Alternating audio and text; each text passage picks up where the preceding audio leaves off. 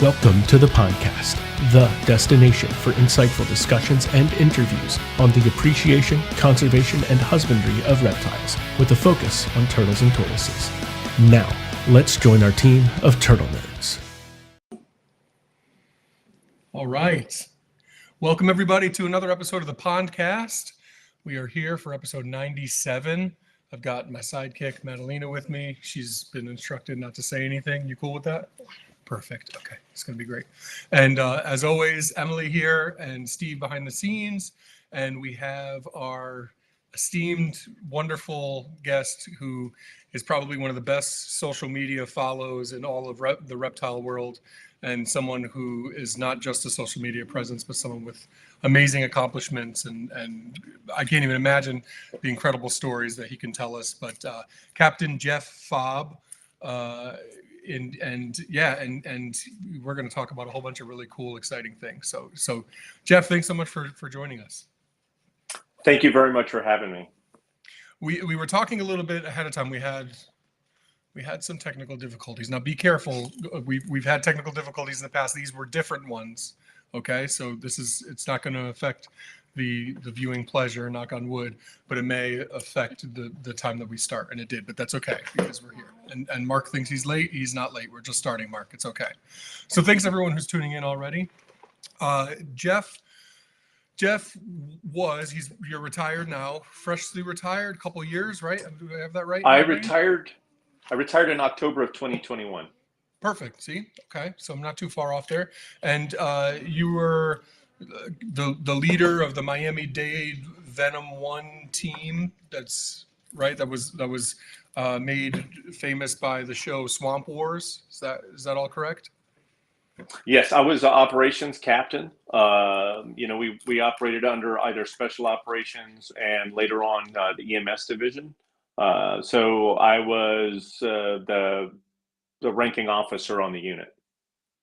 So I just find this fascinating. Like I hate starting off a show with tell me about how you got into animals. Tell me about how you got into what you did professionally. But that transition. And again, I don't want to pretend to be a expert on your life, so I'll probably get things wrong. So please correct me and let us know. But if I'm not mistaken, I assume you were into reptiles when you were younger, and then you were in the military. And then is that how you got into kind of the path that you did? I want to know about how that path worked, because I think it's a really interesting one. Like most kids, when you're around 4 or 5, that fascination with dinosaurs, and I mean, they're just kind of incredible. And I can remember having a Viewmaster with dinosaurs and prehistoric animals, and you can't have those, but you can find things that are similar: crocodilians, turtles, lizards, and snakes, and all those things. That honestly creep people out are just, infinitely fascinating. I mean, why are we so afraid of them? Why do they bother us so much? That's an interesting one. Do you think, I was just talking to someone at work today who's a veterinary technician, who's an incredible tech, who deals with the nastiest of the nasty in terms of animal behavior and excrement and other disgusting things that most people would never go near. And she's terrified of snakes. And like a cat brought a little garter snake home and she was freaking out. Like, how does that happen? Is it nature or nurture? Is that fear within most of us, or is that something that's taught to us? I think it's something we learn. Honestly, the really profound, hyper emotional reactions, I think, are learned and then probably reinforced. We teach ourselves terrible habits all the time. And then that's another one of them. I think one of the things that makes people less fearful of things is the more they find out, the less scary those things really are. Right. Information's a huge leveler and a huge gateway into like just how really interesting the whole world is. Absolutely. I completely agree. I think it's totally a nurture thing, and that's something that's it's a learned behavior, not something that's within us. So you're growing up, you're obsessed with these things, and do you go right into the military? And what is that? I went to college and made the mistake of listening to a recruiter and ended up in the service and ended up in Saudi Arabia and Kuwait. Honestly, when I had free time, chasing around Uromastyx and all the critters you can find there, in a less healthy environment than I should have been in. But the good thing is I had a very good friend and mentor, Art Myers, there. And, he had the same fascination. He is one of the people who like really got me interested in turtles and tortoises as well as venomous snakes and things. He has a very nice collection of turtles, uh, just amazing stuff, and just had a great environment for him in Tallahassee, Florida. And from there, my wife's on the fire department. She's much smarter than I am, and she took a path earlier than I did and retired about 11 years before about 11 years before I did. Just a much smarter and on had a chosen path, and I decided to do that after a little while. That's great. Emily, it was did a you have good a choice, question? I think. Yep. Sorry, there's a little delay on my phone. I was just wondering, what age did you get into venomous? Well, honestly, when I joined the Marines, I was around 21, so around 19, 20 is Oh, when I okay. really got into the keeping and husbandry, not just finding them in the field, not just looking for them in the field, but actually, um, keeping them, caring for them, identifying, various species from around the world. That was probably like around the age of 19 or 20. Before that, I was just kind of looking at them. I grew up near the Serpentarium, so I could really Oh, kind of get a fix of weird things that were off-putting to a lot of people by going there mm-hmm. and seeing all that was kind of amazing. Oh, cool. That's really cool. And so did you make the transition into your public service kind of firefighter career directly after the service? How There that was a worked for little you? transition period. I went back to school for a little while, but honestly, I worked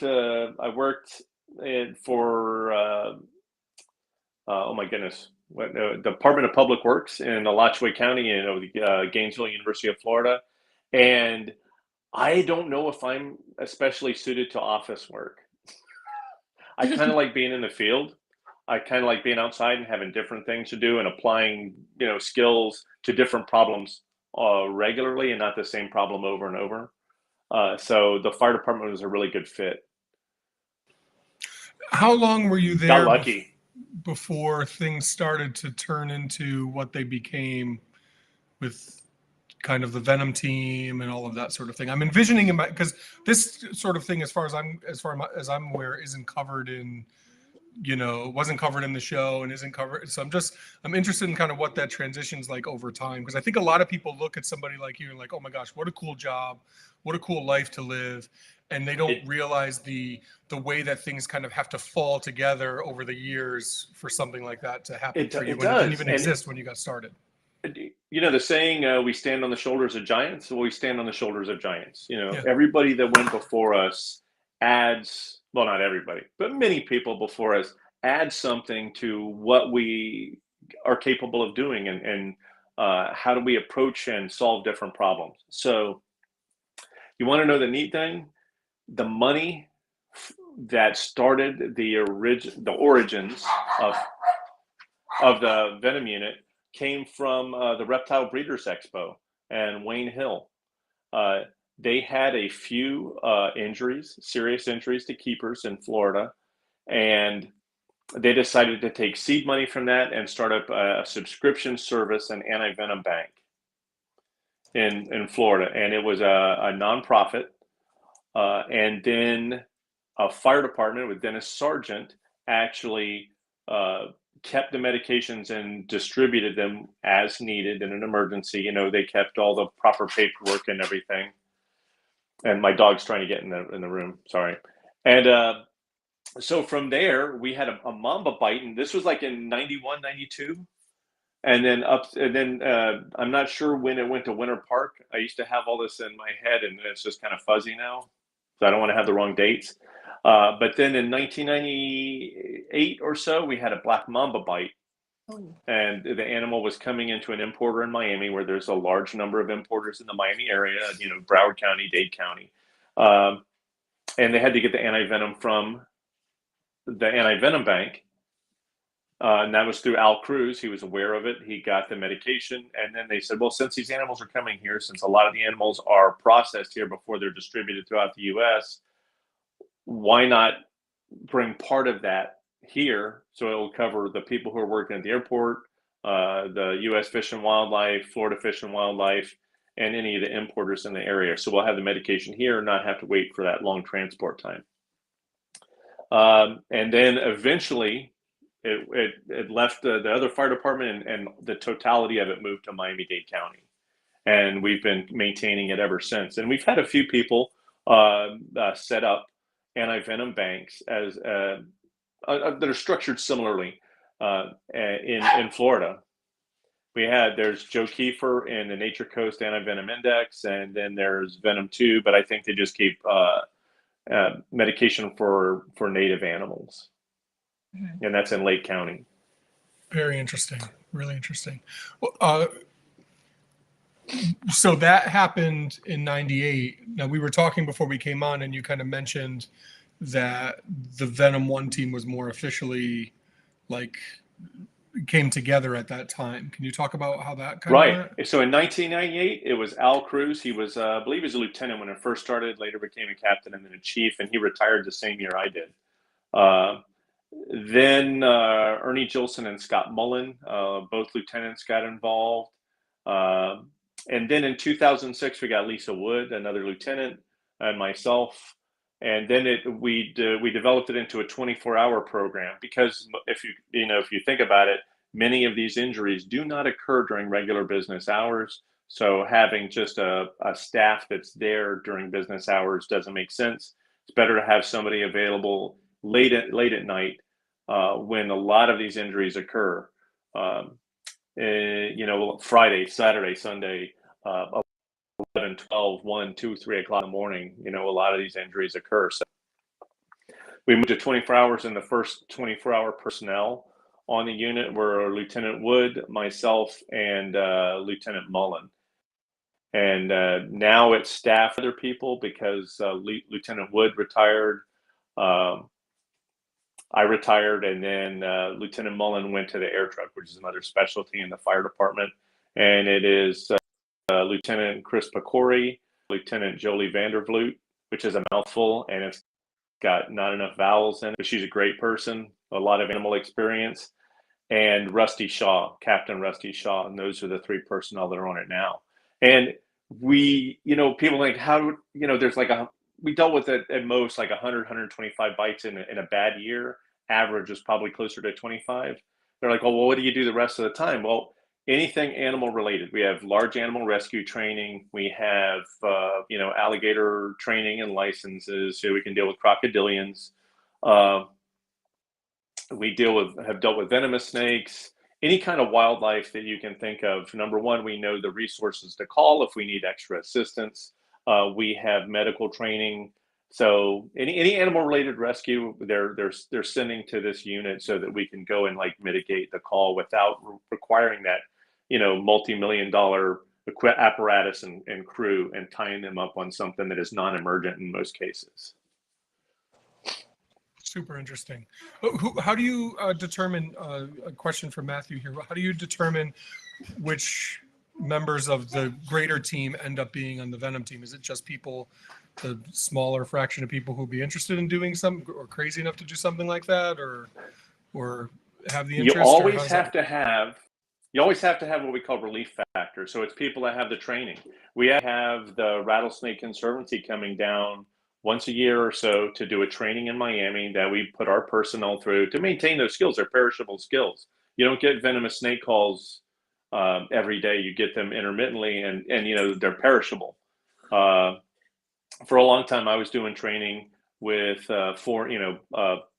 various agencies from around the U.S. and military personnel on hygiene, safety equipment selection, identification, and things. But that kept my skills sharp, because I was constantly having my hands on something that could potentially harm me. And fire departments are inherently safety conscious industry. So it really works. It really meshes well together. We're very cognizant of tool use, tool selection and things. So we could really keep our skills sharp by training other people. It really goes a long way to making us better at our job. And actually, if we could reduce injury, and I think that would be great, then we'd keep down on venom, wouldn't have to use it, because those human injuries can be devastating for that person. And that's why we maintain it. There's social costs involved with someone who's injured and potentially has not necessarily a life-threatening injury, but a career-ending or life-changing injury. Loss of function of a hand, which we don't think about, can be devastating. Yeah, absolutely. It makes total sense.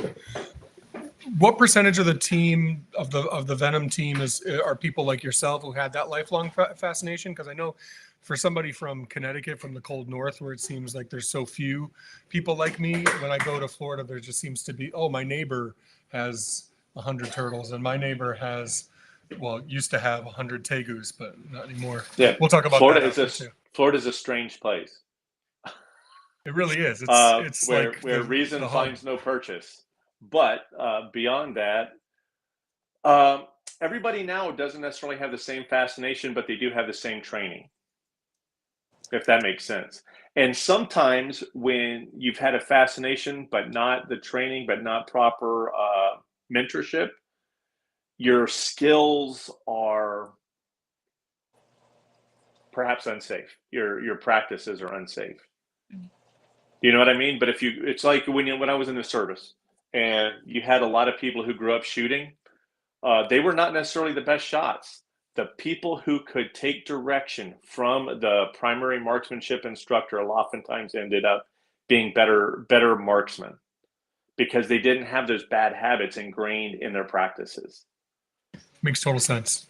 Mm-hmm. So I see benefit both ways, but then again, I rationalize everything many times over.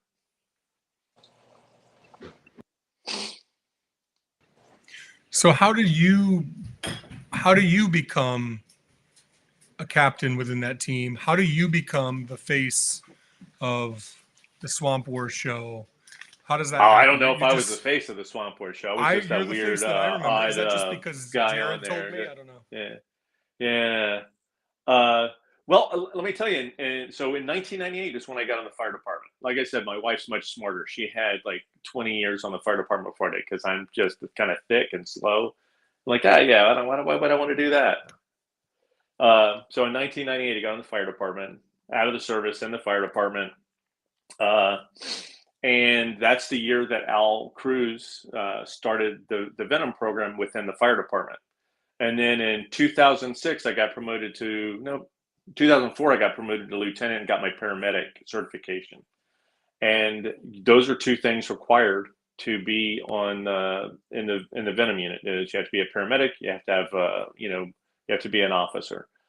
And Chuck Seifert was already there, and he was from my class. Both of us got on the fire department at the same time in 1998.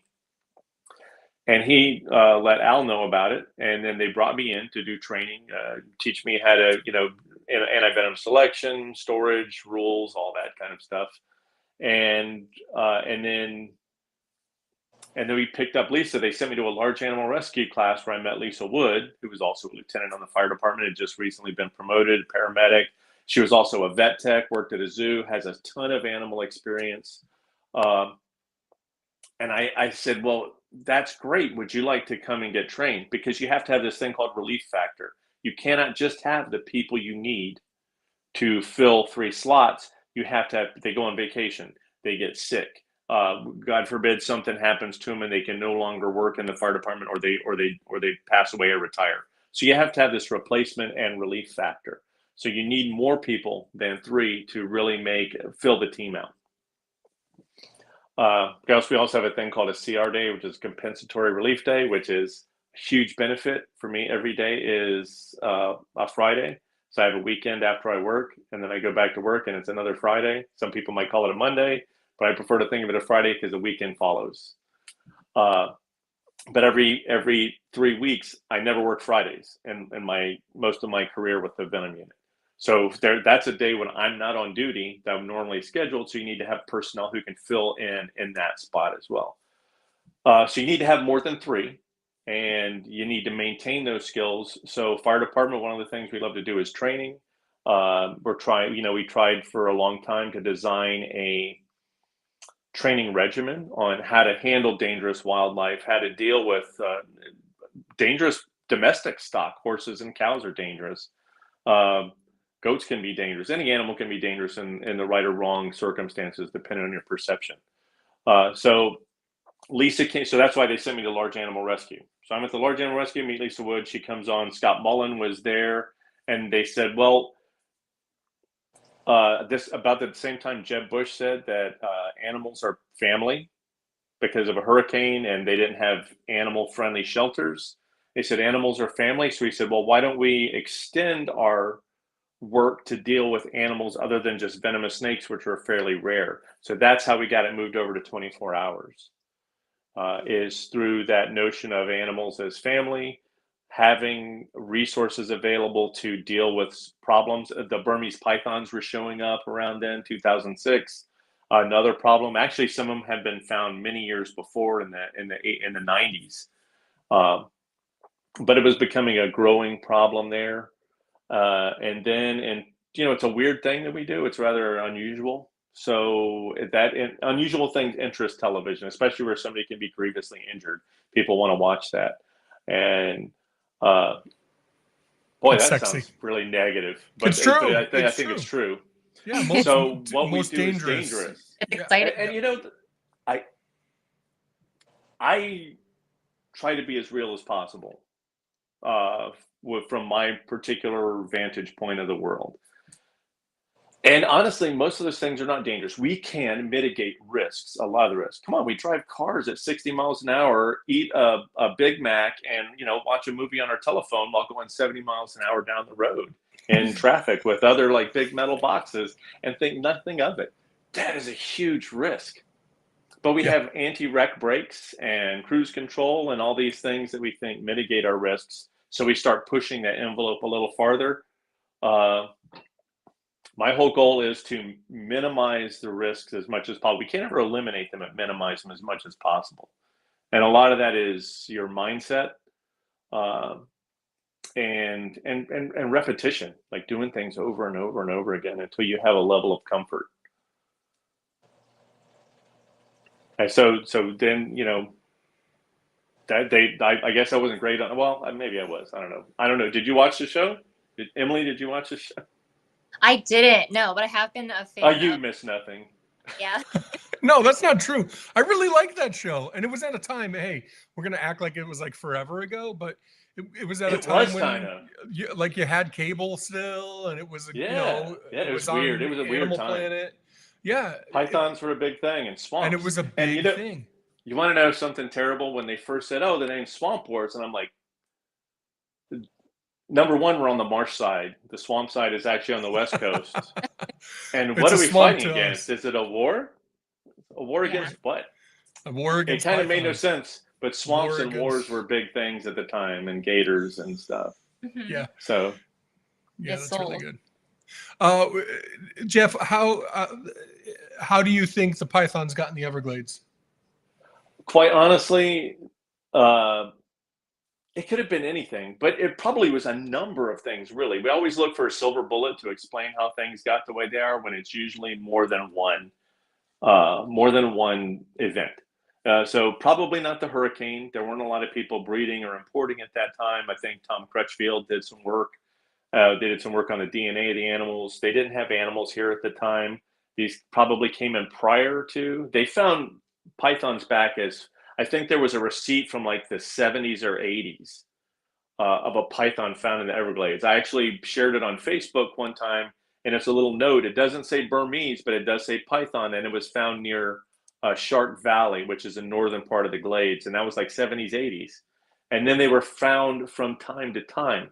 So it could have been an initial release by somebody. People want to do these things called farming, where they release a bunch of animals and hope they survive and reproduce, and they can just go collect babies. That's a possibility. I mean, people think weird things and do weird things all the time. They wanted to put hippos in the Mississippi in the 30s. Why? But, and then That's individual releases. These animals escape. They're powerful animals. And we know herp keepers are super cheap. I've got a $10,000 animal, and I'm going to spend $50 in caging materials and put this on it with a couple of blocks that he can easily push off, and the animal escapes. Yeah. So escapes are probably a contributor to that population as well. So I don't look at it as one simple event that explains how they got there. There's probably multiple events, escapes, and actually, I was reading a book called Boss Snakes, pardon me, and it's about some of them mythological, some of them real. But there was a report of a snake escape from a circus that was on a train in like Ocean Reef area, like in the 1800s. So this isn't, it's not something new. Yeah. And there is also a delay between the population being there and then being noticed by people. It's not a problem until it's noticed by people. Right. When they start coming into Miami. Right. There's a lag time between that population getting there and then the population growing so large that it moves out into human occupation, areas that are occupied by people, rather. Right. That's really interesting. Am I making any sense? I talk a lot. You're making so much sense. Absolutely. Yeah, because I feel like a lot of people are looking for one answer blame for all of the Burmese pythons, and that's a really good point. I never considered it. It's just a combination of things, because there's some people who are steadfast that the hobby is to blame, people releasing their pets, but then some people are really dead set that it was just Hurricane Andrew. Hurricane Andrew. That's a good point. It could just be a combination of things. I didn't realize that they were documented in the wild that early. I had no idea. But that's one animal. But I mean, that one animal, was that a signal animal? Was that the first part of the population? Yeah. Or was it just one stray animal? And all they have to do is find each other and have some little parthenogenesis, and then you have maybe an ongoing population. So. Does parthenogenesis happen with Burmese pythons? I didn't know that. Yes, it does, sadly. Oh, wow. That's wild. Which is another crazy problem to me, because that doesn't happen in turtles. So for me, no, that's like the craziest thing. Yeah. Mm-hmm. But they've documented, and then there's sperm storage and all kinds of stuff that goes on with animals, this kind of animals, that really creates a problem. But and the question is, what can you do about it? Because quite honestly, global warming is going to destroy the Everglades before the Burmese pythons have a chance. Mm-hmm. And developers, What? Yeah, they just bought 1,500 acres for 500 or 1,500 houses or more in an area that is called Tortoise or Gopher Ridge or something, which is populated with gopher tortoises. We're our own worst enemy. And what is the root of the problem? It's not Burmese pythons, it's humans and human behavior. Absolutely. That's awesome. And that kind of brings me into something else I wanted to ask you about. Someone who's been, in Florida for a while and my whole life. I'm a native Floridian, which is a weird thing. Right. And it is a weird everyone's thing from somewhere else. That works on multiple levels. Yeah. And has been, like you said, obsessed with reptiles since age 5 or so. And then also involved in, I get it's not law enforcement, but you kind of work alongside them as a firefighter and being a part of that team, right? So it seems that there's been a real shift in Florida now where everything, and obviously this is like it's the most obvious thing ever, but there's been this shift where now, there's a lot of development still, a lot of people still moving to Florida every single day. They need houses, development is money, and now they're kind of blaming the exotic animals like the iguanas and the Burmese pythons for all of the ecological problems, when Florida continues to change from the Florida, that you used to know, that's long gone. And like, I guess I could probably guess what your thoughts are, but could you speak to that a little bit? Well, the Everglades we think of the Everglades the national park, Big Cypress, the surrounding FWC wildlife management areas or wildlife ecological areas is like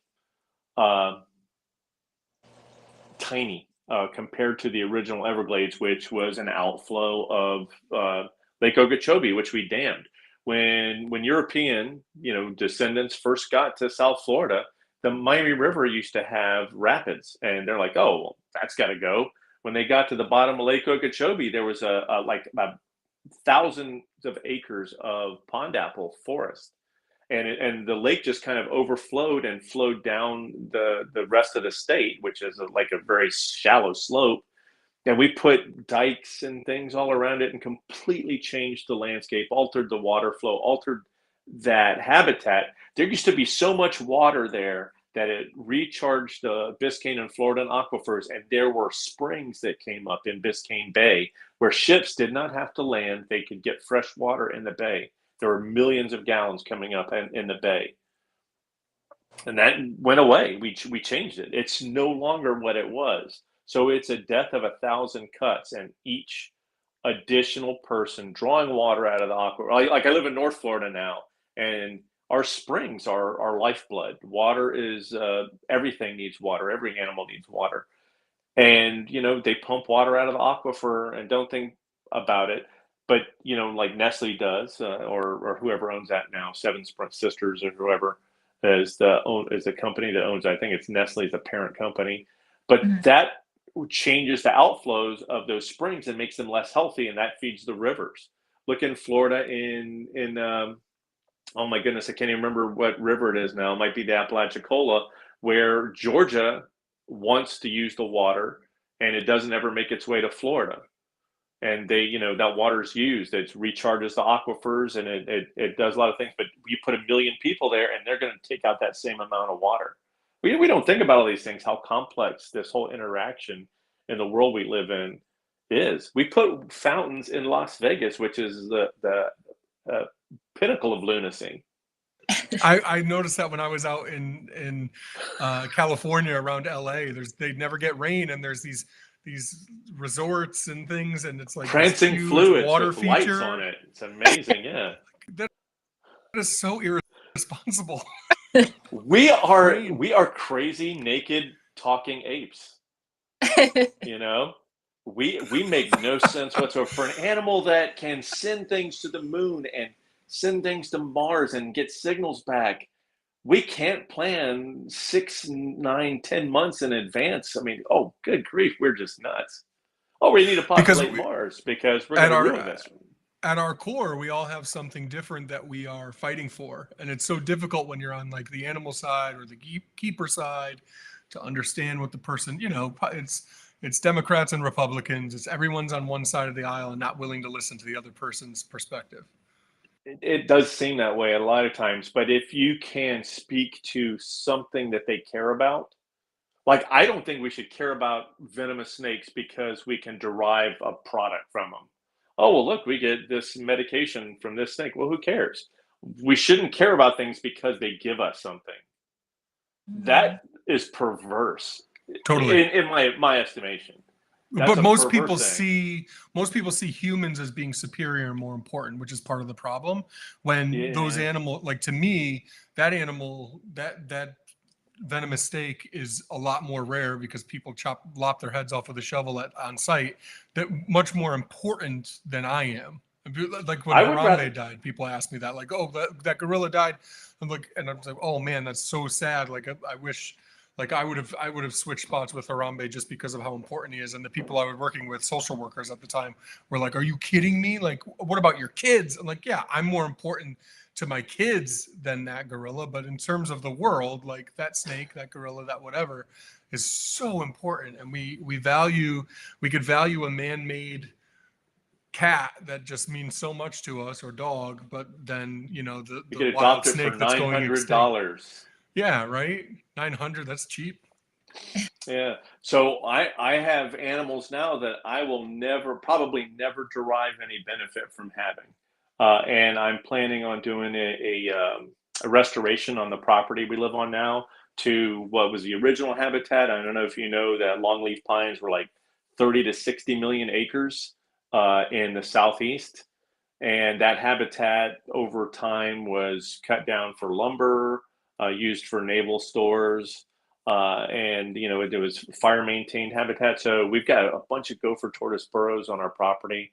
So we're going to restore it, bring in some native, let native grasses grow up, bring in fire regime, because it's like once a year, once every 2 year fire regime, and kind of like bring it back to what it was prior to me even being born. I mean, that's from like the 1800s or so, and it's been changed to farmland. But once it goes to houses, its restoration is nearly impossible. It's just so much energy to get that to do that restoration. Mm-hmm. So cool. How often, you said you had several, like a couple dozen burrows, right? Like how often? There's like 20 burrows. Yeah. How often are you seeing gopher tortoises out there? Every day. Like, is there certain weather that makes it more every day? It's summer and they're out every day. Well, everything's blooming. We have a female that comes out on her apron all the time. She's got like a multiple entries into her burrow. She's right outside the window of the room I'm sitting in, and she comes out. Our dogs ignore her. She's been there for as long as I can remember.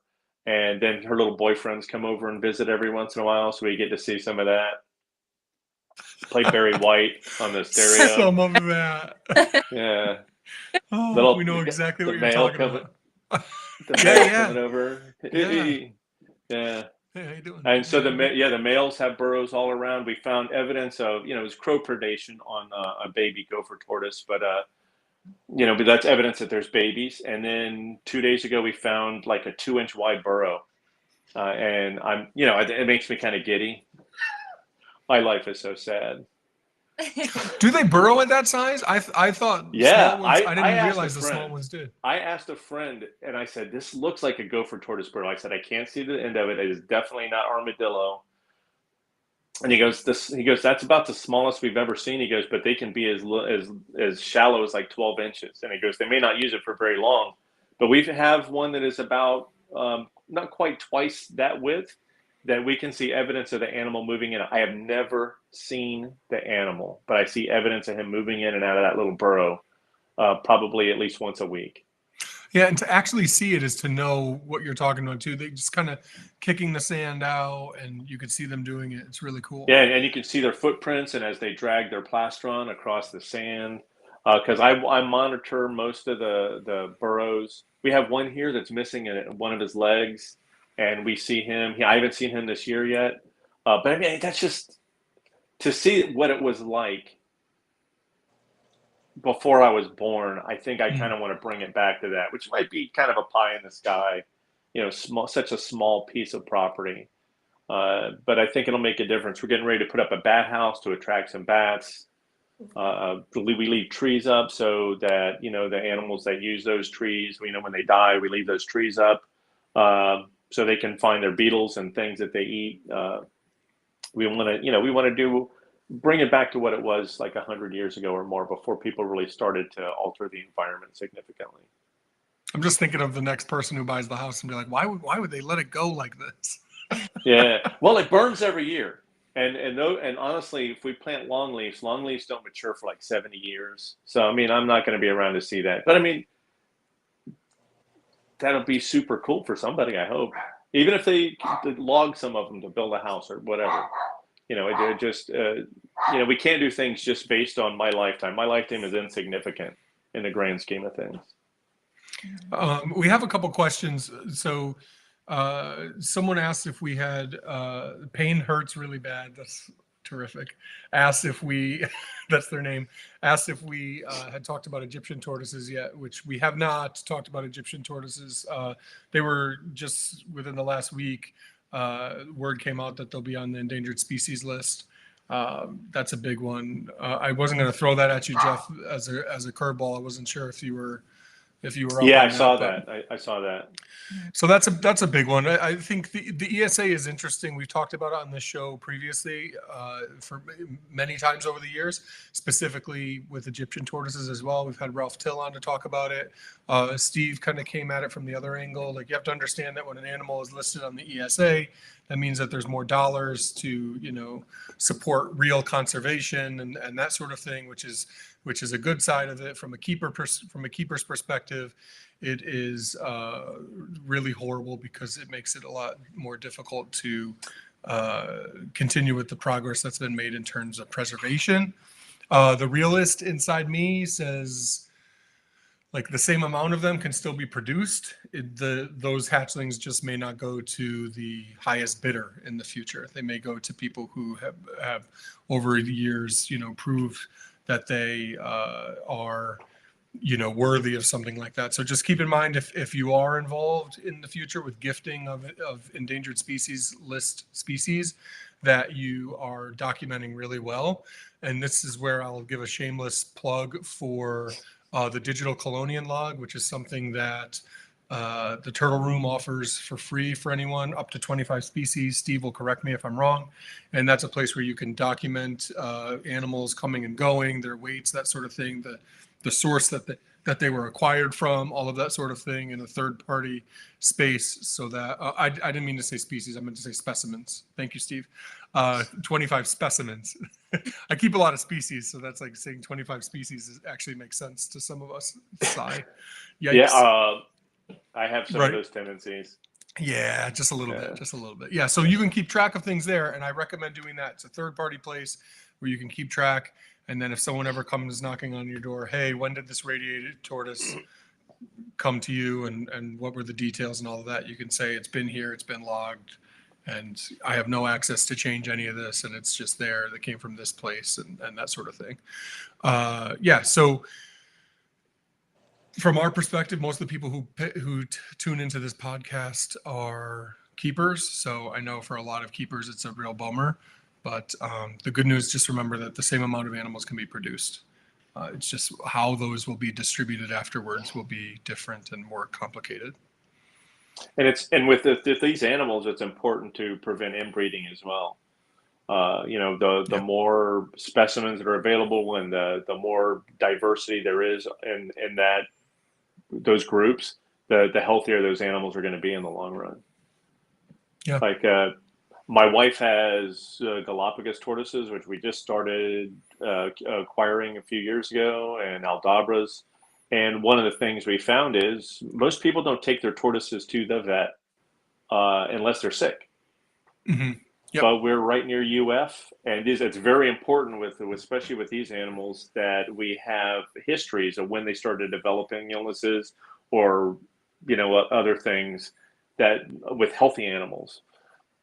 So we're going to start taking them not every year, but like take a few every 1 year, and then the next year take another group and start doing wellness checks with the University of Florida Zoo Vet program to get some baselines on them and see maybe we can identify when some of these problems might occur with those animals. Because you have enough animals and some of them are going to get an illness one time or another.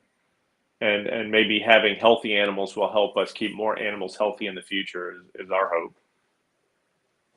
Yeah. Might be pie in the sky, but I believe.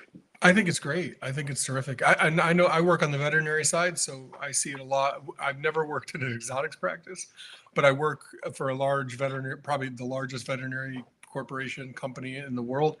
And I work with a lot of hospitals. I kind of do like a little regional thing and get to travel and visit hospitals and that sort of thing. And yeah, exotics, it's just, there's not a lot of money in it. A lot of doctors aren't willing to do it. And sometimes they get treated like crap. Like, you know, you get the doctor who calls the yellow-bellied slider or red-eared slider, and the client is then absolutely what's the word I'm looking for? Turned off too. Yeah. Just turned off is fine, and then they just, you know, have to deal with all of this nonsense because it's scary. It's daunting for a veterinarian to have to, you know, to open themselves up to work with 10,000 species that could walk through the door. Yeah. Well, this is specifically a zoo practice, so we're hoping that with some information from the animals we have now and ones we might get in the future, we might be able to, develop something, help them develop something I wouldn't be doing, obviously, to like help people out in the future with maintaining healthy animals. Yeah. It's important, especially with the rarer species of animals. And we had a little bit of conversation going on in the chat, so I just want to go back to that. And Richard suggesting that what's happening is, I think that's who said it. I'm looking here. That it's ruining the hobby. Yeah, I see it there. So I think, and I was talking with Matthew about this earlier, actually, and I just think it's interesting to note, like you could take Jeff as an example, right? We were talking about how you built something over the years. And I think that when you're into these animals and you're younger and you kind of want to do something, you see things that are happening, like what's happening in Florida. And I know that's Richard's home state and that's Jeff's home state. And things are changing and it's really scary and all of that. But I'll tell you, a lot of the coolest animals that I work with and that I've been able to work with were given to me free. And I don't mean to say that to you to say, hey, look how cool this is, because I can tell you that in my early 20s and in my mid 20s, all I wanted to do was to have somebody trust me, to have somebody look at me and say, oh, that guy, I'm going to let him be involved or whatever. And part of our conversation, Steve and I, when the Turtle Room was in its infancy, when it wasn't even a thing yet, was about, wow, like we're college educated. We feel like we messed up by not going to school for biology or zoology or whatever, because we want to make the world a better place for turtles and tortoises. And we feel like we can't do it. And I want to work with endangered species and I want to see endangered species and I feel like I can't do it. And it was so stressful, but we started out, Steve started with some inexpensive map turtles and an Eastern painted turtle. And I started, I hatched spotted turtles first, and then had 5 years where I didn't hatch a single turtle, and then hatched some striped mud turtles, which are still a favorite of mine. So I think it's tough. You see this and you say, oh my gosh, I'm never going to be able to work with X, Y, or Z. But again, the same amount of Egyptian tortoises should be hatched, maybe even more this year, maybe even more next year after that. It'll just change how they go out. And I think most of us, if we actually stopped and thought about it, would be if we're really for the animals, we would be for the demonetization of the trade side, right? If it just went to people who proved over time that they really deserved it and they were in it for the right reasons, and that's kind of how animals moved around, I think that could be better, as long as we were good about note-taking and not flipping things, because I think that you can get yourself in trouble if you have ESA animals and you get one that's given to you and then you're selling it within your state 4 months later. That's not how that's supposed to work. So Charlie says, when is this supposed to take place? So there's some weird verbiage on there that's basically like 30 days after when that notice came out. So there you go. Matthew says April 29th. So there you have it. So I also wanted to ask some questions because I see some things happening. Okay, I'm going to tell a story. Tiger King came out, and then all the people that were in it who thought they were going to be stars, and they were stars, and they are stars, they were made to look a certain way. Now, Swamp Wars didn't do that. Swamp Wars was cool. It just, the sexiness and the glorifying of dangerous animals aside, because that's the angle that you have to take that's going to get people interested. You looked really cool. And... like I watched it, I'm like, man, this guy's It was awesome. editing. It was all in the editing. I believe you. But I don't believe you, actually, because I follow you on social media and I'm talking to you here and you're awesome, right? Emily, what'd you say? Oh, no, I was like, give yourself some credit. Yeah, he deserves all the credit. Yeah, for sure. Humility is important. Recognizing your limitations is important. We've got some new shows coming out down the pipeline here. So we have... I can't wait. Right. So that's what I wanted to know, but I'm scared. You talk about ruining the hobby. I'm scared that it's gonna, if you look at what Tiger King did for these big cat people, it was not good for Doc Antle. It was not good for Joe Exotic, and it wasn't even good for Carol Baskin, who she's selling her property in Florida. Really interesting. Yes. I just saw that the other day. Yeah. People just come in and talk smack to her every day, probably. Who knows? People just get so weird.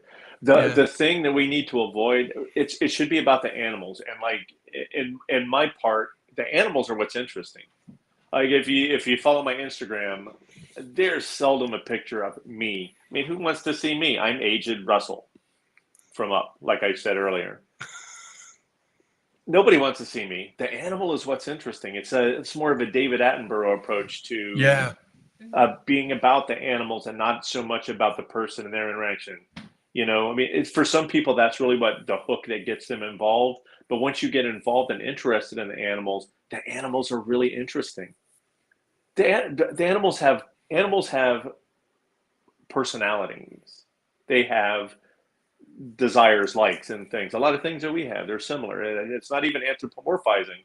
There he goes, oh, you're anthropomorphizing an animal. I'm not saying that they're going to build spaceships. I'm saying that they respond emotionally to the things that we do to them and around them. Yeah. My whole thing is I don't want to bother them that much. I want to, because our interactions actually change those animals a little bit. We create nuisance animals by feeding alligators. We chop the heads off of snakes because we perceive them as dangerous, whether they are or not. You know, we change our environment through our actions. So I try to focus on the focus should be on the animal. The focus should not be on the person and their ego. Feeding our egos is one of the worst things we can do as keepers. I mean, I've never been bitten by a venomous snake, and that has less to do with me and my skills than it has to do with the fact that the animals would rather avoid me. Yeah, that's I love that too. Nothing makes me happier than when an animal bites or scratches or pees on me or whatever, because like that's natural. That's the same thing that the wild one's going to do. So this animal is doing what it's supposed to do. They want to keep away from us. They're averse to us. We're predators. My wife has horses, and we deal with horse people quite frequently. And most people behave toward their animals as predators. And they're like, oh, the horse always runs away. It's like, yeah, you're looking at it and you're walking straight at it. And the animal looks at you and goes, ugh, I don't want to be around him or her. Yeah. And, you know, we're predators. We behave like it. And the animals respond appropriately. I love that. We're predators. We act like it, and the animals respond appropriately. There's some really good lines in here. You've said a couple now that I need to be like jotting down. I don't have a pen. But you say that I'll listen back later. You say, you know, it needs to be about the animals. And what a foreign concept these days, in the days of social media. And like, here I am in the Everglades, selfie with the snake, and I'm wearing like barely any clothes. And here's my turtle, and it's in between my bosoms. And and, you know, here's my I'm playing with the alligators, but my shirt's off, and I got my deltoids. The animals become an accoutrement to that person's ego. Like I'm interesting because I have these strange and unusual things. Yeah.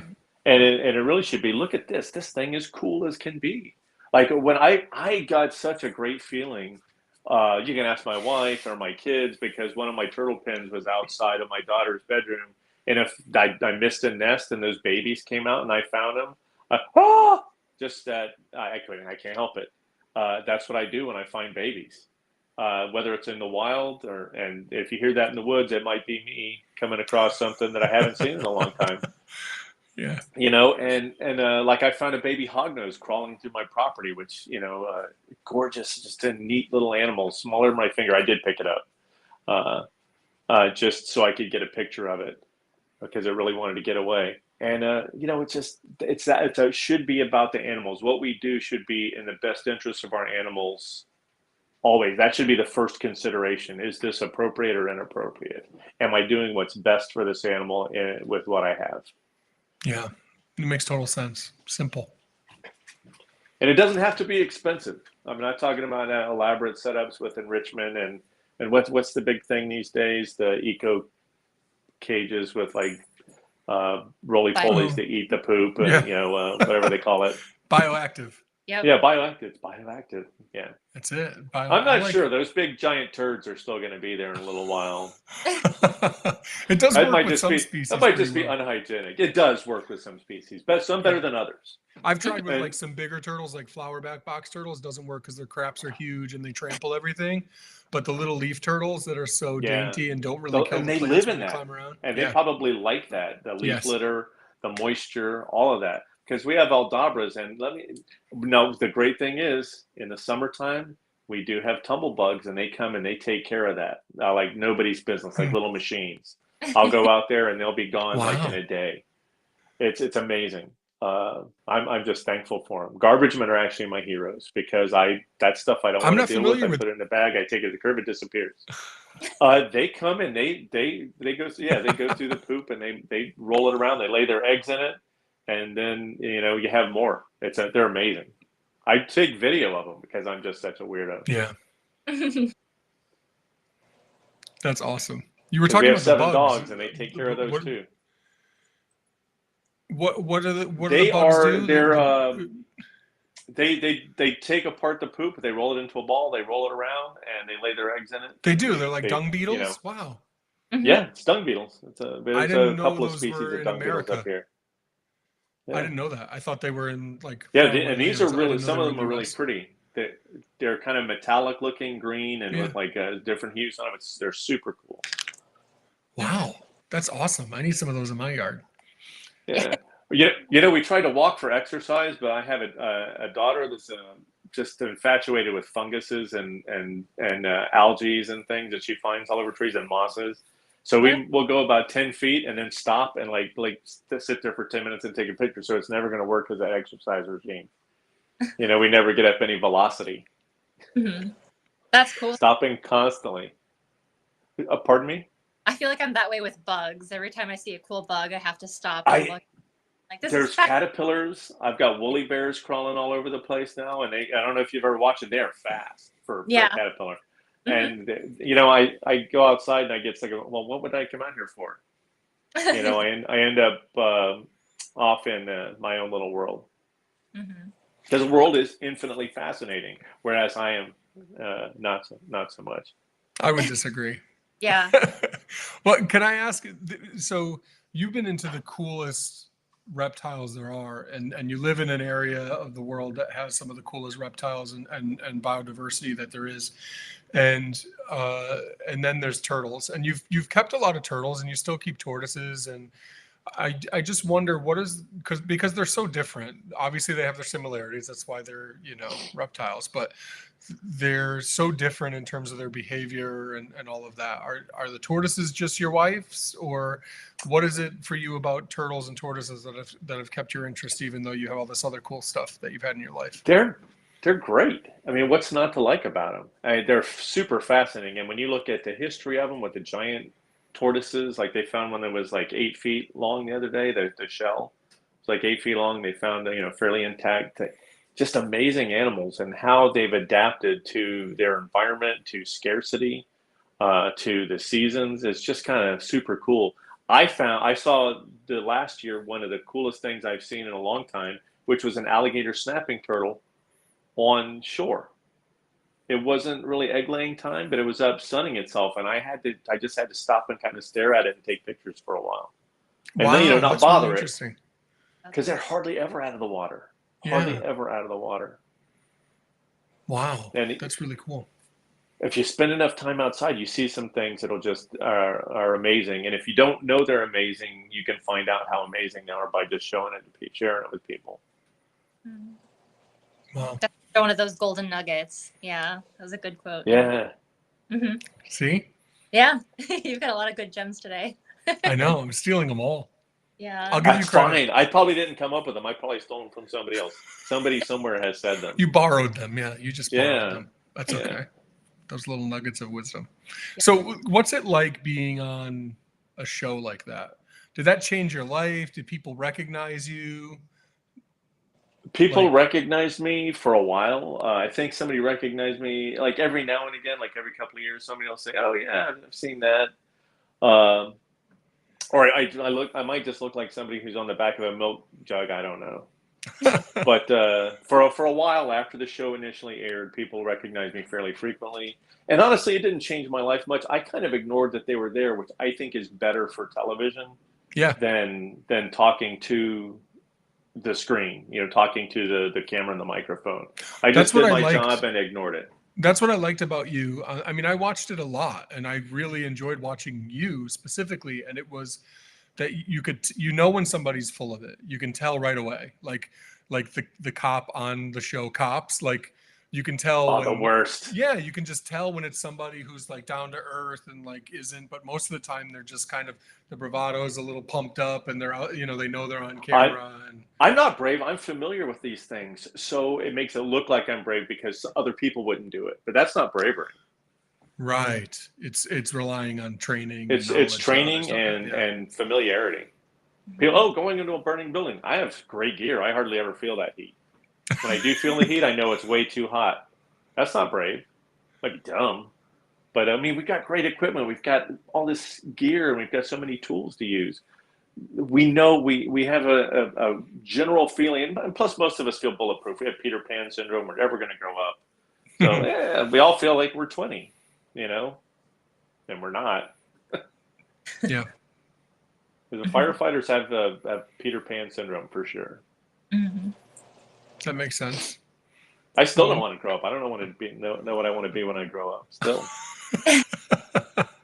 I love that Matthew is chiming in. Matthew is a retired firefighter as well, so he's really enjoying this. I talked to him earlier and didn't tell him that you were coming on, but here we are. That's pretty cool. Firefighter. Yeah, it was a job that allowed me to see and do a lot of things and help a lot of people, which fundamentally is something we should be doing as a group. I see one of the problems with keepers and herpers in general, gatekeeping. I have found that new people bring different insights, and women, females being involved has brought a lot of perspectives that we did not have before. Yes. And I think it's been good for the hobby. When I first started getting involved in like the 80s-ish, when I really was an adult and involved, it was kind of creepy. It was vaguely creepy. A lot of the females who were involved were either some of them were groupies. It was a little weird. And a lot of misogyny and just weirdness, and general weirdness, made me uncomfortable. Yeah, that makes sense. But I find those perspectives broaden your horizons when you listen to people. They see things. Everybody sees things that I don't see. Yeah. Even on the fire truck, when I arrive on a fire, I am seeing certain things, and I depend on the other team members looking at it and seeing something that I may not. Absolutely, and it helps if they see things and think in a way that's different than you do. So surrounding yourself by all your buddies who are very similar is an issue. I married a lady who disagrees with me consistently because I probably make bad decisions. Yeah. Fairly frequently. So good for her. Yeah. And she puts up with me, which is another plus. And I'll say too, for anyone who's tuning in and we're talking about kind of the hobby and how people need to be more inviting and all of that, just remember that we all started somewhere. I can remember, again, just early days for me, just wanting somebody to listen to me, just wanting to have a friend who cared about the stuff that I did, because I had lots of friends, but I had this weird obsession that almost everyone that I cared about and knew didn't. And I just kind of didn't fit in until I started finding some people who thought the same way I did and geeked out about the same things I did. So just know that you can be that person for somebody who gives them a little bit of wisdom or a little bit of time or whatever it is to help really just sell it for them, where like they're set up for a lifetime of feeling like they can make a difference, as opposed to feeling like they were made out to be a jerk, when really most people have good intentions, Exactly. And if you don't know, you don't know. We know what we know. We don't know what we don't know. Yeah, and sure. Except for me, because when I first started, I read the TFH book, Everything You Need to Know About Keeping All Kinds of Reptiles. So obviously I had the compendium of all the world's herp knowledge. All I had was TFH books, if you remember those. And they were terrible because they were all written in like the 1950s. Yeah. And you kept turtles in like little glass aquaria. And, so things change. And just because it's old doesn't mean it's bad. And just because it's new doesn't mean it's good. We need to do what's in the best interest of the animals that are in our care. Mm-hmm. Yeah. And continue to learn. There's so much stuff I learn, and sometimes I forget and learn it again. And that's good for us. Yeah, absolutely. Curiosity is such an important and watch those animals, value. Man. They're just so neat. Yeah.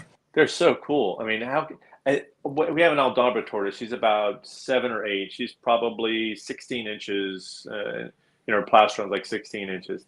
But man, she's very shy, but she's super interesting. We find out the things that she likes, the things she doesn't like. We get her to do the finching and all that stuff. It's just so cool to just and wild animals, not just your animals that you have, but the animals in the wild. And if you have a chance to go see a species you keep in the wild and what kind of environment they live in, take it. Yeah. And if you can, help preserve some of that. Help preserve some of that place where these animals originate, because that's going to go along farther towards maintaining these species as viable populations than any amount of that the ESA can do. Is preserving these species where they live in the wild by helping to conserve land that they can live on, because they need a place to live. Yeah, this is a terrible joke, but I have a horrible sense of humor. But I refer to the ESA as the Fitness Protection Program. And that's just awful. Because we don't do anything to really preserve wild populations. Mm-hmm. Right. It's kind of short-sighted. Mm-hmm. Yeah. What's interesting too, the juxtaposition of these species from across the world and then the species in our backyard both being protected by the same law that really does entirely different things when you're looking at one versus the other. So it's weird to just have this overarching thing, and I think there's a lot of nuance that people don't realize, and lots of stuff. Yeah, like a lot of people. And Mark said earlier, go ahead. Go ahead, finish your thought. Well, I was just going to say that Mark chimed in earlier and said that he thought that ESA listing for the Egyptian tortoise is going to break down genetic diversity. I don't think that it inherently does that. I think that depends on the people who used to try to make money off of them. Now, are they going to say, well, I can't make money off of them. Now I could really do what's right by the animal and make sure they get in the right hands. And that's where I think we're all kind of in our own, have our own perspective based on our own needs and wants and fears and all of that motivates us, because I'm not 100% against the ESA, but I'm pretty much against the ESA, if that makes sense. But there's, it is what it is. We can't change it. We tried really hard. I don't know if everyone listening did, but we helped get together. I was part of a group that got together to do research and crunch numbers and present that to the committee and wrote things and got organizations together and did a whole bunch of work. So I can sit here right now and know that I did everything I could do that was within my power to try to stop that from happening, because I firmly believe that it didn't make sense, but it happened, and we know that it happened now. So I just want to say that I think if you're doom and gloom, oh man, this just happened and now we're screwed, I don't think that that's the case either. I don't think that genetic diversity has been ruined in the radiated tortoise population in America because of the ESA listing. It's actually that stud book. I don't even know if that stud book is accepting more animals. I think it's like yellow. So they do green, yellow, red based on how much genetic diversity there is. So that's all. So in many cases, when we're looking at conservation issues, I don't know if any human-driven solution to a problem is a best solution. What we normally end up with is like the least worst solution, if that makes sense. Mm-hmm. It's not the worst solution. If we're lucky. Yeah. But it's the best of the worst solutions that we possibly have. I mean, we're just a strange species. We're just a really strange species of animal. We make no sense most of the time. It's so true. Mm-hmm. We try. Here we are on a podcast trying to make sense, but you're right. Make it make sense. We can't. Yeah. What's the craziest call that you went on that you can share with us? I've been on a bunch.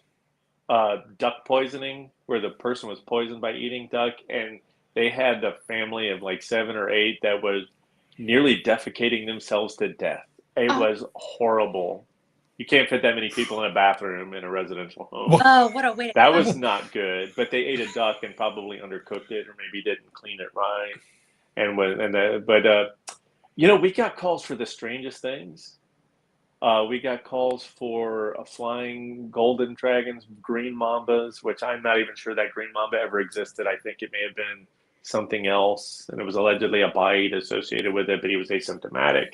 So you can't really, good grief. So much stuff, and I can hardly remember any of it. Or I can with some I put some you on the prompting. spot. Uh, Yeah.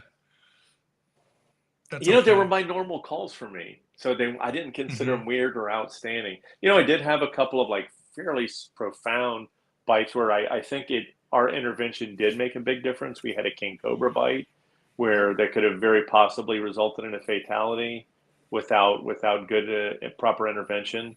That was a big deal. Um, wow.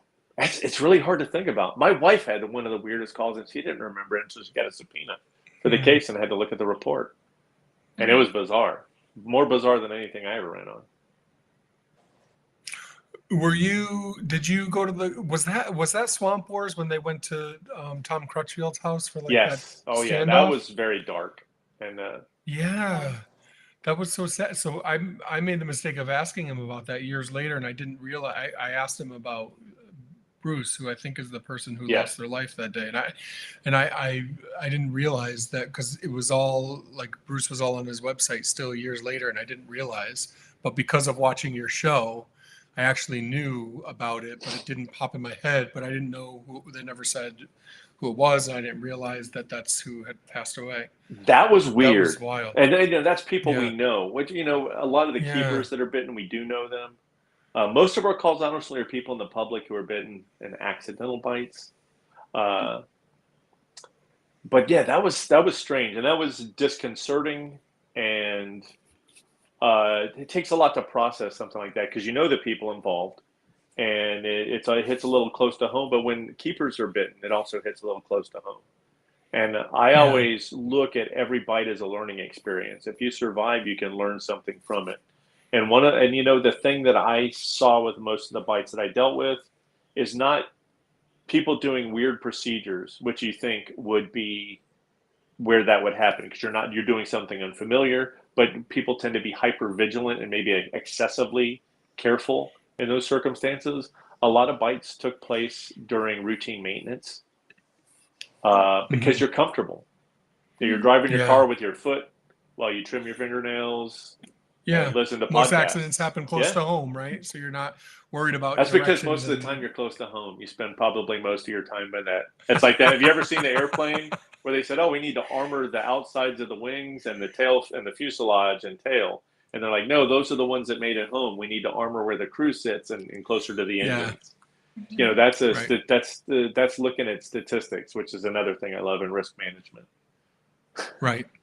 That's really interesting. Yeah. Well, I can't thank you enough for coming on. I think this has been a really fun show. It's different. I knew that, a lot of times, like even our last episode, we had someone on who's a part of the Turtle Room. We know really closely kind of what she's working on. You're someone who we don't work really closely with, but somebody who I've been observing for, gosh, like, what is it, 12 years now or something since Yeah. Swamp Wars started. So a big fan, super grateful you came on. And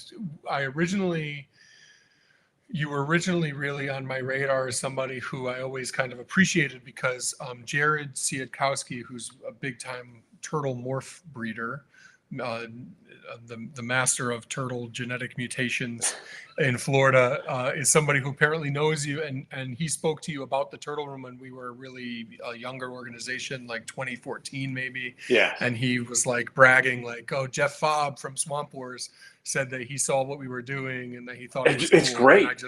And I always was like, "Oh my gosh, this is so cool." We need people who are not just out there to make a buck, but actually thinking about the future of some of these species which will disappear. We're experiencing mass extinction.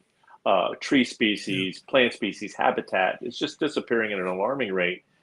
And the only place some people will get a chance to see these is in captivity, which is just one of the shames, the amount of genetic diversity that's lost. And not only that, we don't even think about it, but the human diversity that's lost, the languages that are lost because the speakers are no longer around. the cultures that disappear. Those are the things that make the world incredibly interesting and probably stable, is that amount of diversity. I don't want to live in a world with just goats, cows, dogs, pigs, cats, and sheep. And, I want to live in a world where I can see some of these things in the wild. And I know that they're vouchsafed for the future, unless we do something incredibly stupid. Yeah. Mm-hmm. Really well said. Yeah. Emily, any closing remarks or questions or anything? I just have to say, you have been wonderful. It's been really great talking with you. You are so interesting. This was great. Thank you. I've done interesting The things. coolest. I'm not interesting. Yes, you are. I have been tangentially involved in a lot of interesting stuff. Mm-hmm. Yeah, but I don't think it's inherent to me. I think it's like, it's external stuff that Yeah, I just happen to luck into because I'm lucky. I've lived a lucky life Mm-hmm. so Yeah. far. I don't know about that. Make your own luck. I think you're the best. I love every time I see you make a post on Facebook, I'm all pumped to see it because you're hilarious. And yeah, just knowing who you are too, and it's juxtaposed with your posts make me smile pretty much every day. So I keep up try the to good bring a work. smile to somebody's face. Yeah, well, it's working. So I don't know if people tell you that, but I'm telling you, Yeah. it's working. Yeah, and So, I have no yeah, time for trolls. I have a few that like come around every now and Yeah. again, but they pretty much dropped off the map, which is kind of nice. Yeah, that's good. That's good. They know they're not getting to you or whatever. Yeah. Oh, honestly, for them to get to me, I would have to value their opinion, and I don't. I don't know what to say about that. That's great. If they don't get to you, then the big cons. And I the can major take a cons lot of social abuse. media. I have enough arrogance and ego to be able to take a lot of abuse because I value my own opinion. And if you're going to convince me of something, bring the receipts. Show me where my thinking is flawed. That's how it works. That's how discussion works. Sure. Mm-hmm. I love it. Yeah, and that's the issue with social media, right? Is everyone's got an opinion and so little And your of it is opinion's fine. fact-based. But I like to live in a fact-based world. But let me tell you, the world is just interesting. The world is wildlife, animals. They're fascinating. They're so different from us, but we're just other animals. We're hairless apes with with high-speed fiber optic cable networks and aircraft. But we're just animals. We just got to it. Yeah. We just got to it first. Give them time. Yeah. Mm-hmm. Makes sense. That's great.